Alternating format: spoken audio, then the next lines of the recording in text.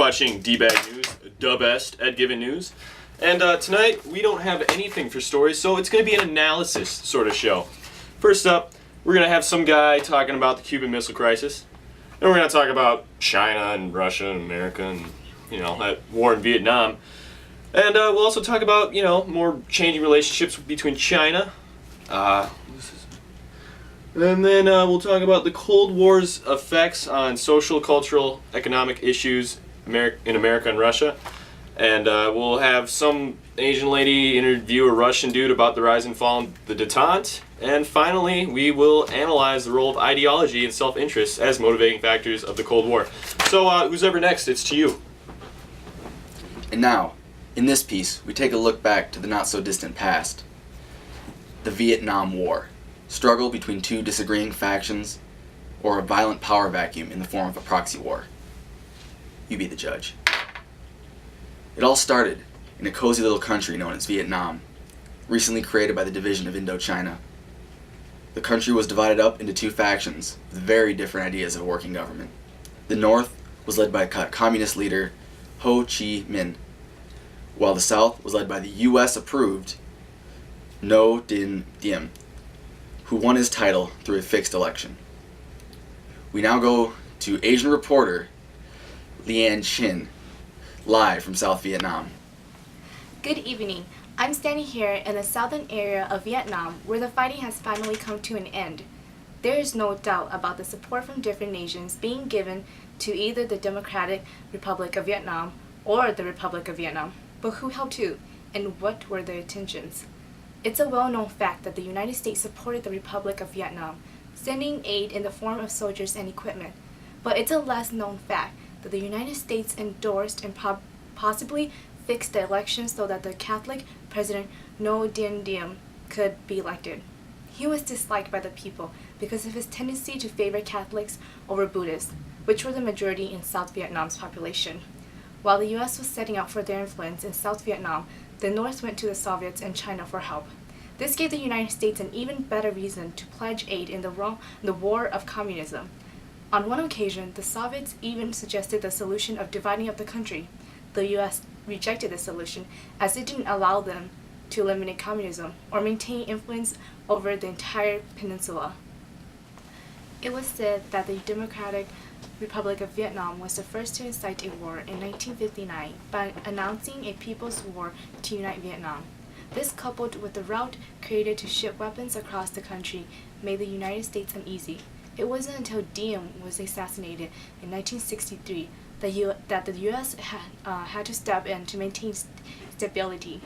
President Johnson used the attack to attack U.S. ship, the Maddox, to increase the military assistance that was given to South Vietnam. In 1956, President Johnson had allocated $1.7 billion and 184,300 soldiers to be given to aid South Vietnam. Like the United States, Russia and China were supporting North Vietnam in an attempt to expand their own ideas of a working government, a communist government. Their support was inconsistent and not nearly as extensive as the aid the U.S. gave to South Vietnam, but it was still substantial.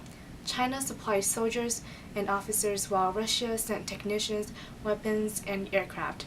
Although China gave support in beginning of the war, attacks on Cambodia and Laos degraded relations with Beijing. So was the Vietnam War just a skirmish between two factions with different political ideologies, or was it a clash of political ideology between three independent nations, too afraid to fight each other directly? Evidence appears to suggest the latter of the two. Back to you.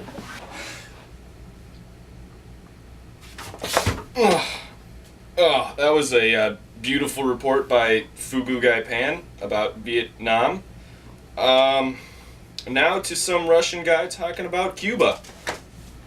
Cuba, a country whose rich history is painted with the acrylics of revolution, has been the victim of the capitalist aggression recently. The Cubans have responded by being in direct alliance with the Soviet Union and by being in direct conflict with the United States. In order to understand why the Cubans took a stance against capitalist aggression and imperialism, we must look at the country's recent history. Starting on January 1st, 1959, when Fidel Castro led a group of revolutionaries to overthrow the dictatorial government of Fulgencio Batista. The new Fidel Castro government immediately began to distance itself from the tyranny of the United States. Castro was a socialist who promised the people of Cuba a better life, who promised them that the imperialists would no longer bully them. Castro began staying away from U.S. interests, and when his social and economic infrastructure became weakened, he turned to the Soviet Union for aid. They began purchasing oil from the Soviet Union at below market prices. Eisenhower, infuriated at the success of the socialists, responded by refusing to refine the oil. Castro then made the clearly anti-imperialist move of nationalizing the American-owned refineries and followed it up by nationalizing other foreign-owned industries. Meanwhile, the CIA began to recruit and train Cuban exiles for a counter-revolution against Castro. Then, in April 1960, the Bay of Pigs invasion was given the go-ahead by President John F. Kennedy. The Bay of Pigs invasion takes place and is a miraculous failure. The Cuban exiles are quickly destroyed in a matter of days, and the American government is exposed as a counter-revolutionary country who wishes to continue the spread of imperialism.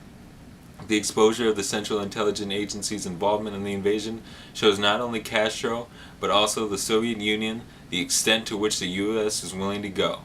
So in 1962, the Soviet Union began to install nuclear weapons in Cuba with the approval of Fidel Castro. The clueless Americans had no idea that the weapons were being installed until a spy plane captured pictures of the nuclear weapons. After the spy plane discovered the weapons, the next 13 days were consumed with negotiations to avoid nuclear war. The United States wanted the installation of the weapons in Cuba, while the Soviet Union wanted the protection of Cuba from further invasions and the deinstallation of nuclear weapons in Europe. After the 13 days were over, the United States agreed to no longer threaten Cuba, and the Soviets withdrew the weapons from Cuba. This was one of the most notable times when mutual assured destruction was avoided, and deterrence became an essential part to diplomacy. Is that it?